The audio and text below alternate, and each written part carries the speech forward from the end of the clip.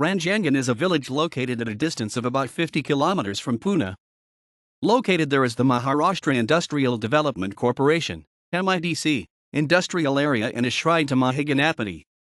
The MIDC in Ranjangoan is a 5-star industrial area, in which several manufacturing companies including LG, Whirlpool, Carraro, Fiat, Bombay Dyeing, Maccaferri, Beakaert etc. are based. The Mahaganapati is considered to be one of the Ashtavinayaka shrines of Maharashtra, celebrating 8 instances of legends related to Ganesha.Mahaganapati at Ranjangoan is believed to have come to the aid of Shiva in destroying the citadels of the demon Tripurasura.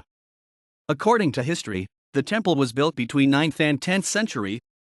Madhavrao Peshwa made a room in the basement of the temple to keep an idol of Lord Ganesh.Ranjangaon is on Pune Ahemadnagar Highway. So many people stop at Mahapanpati.Because of MIDC and Mahapanpati. Many local people have get jobs or they have started their own business. References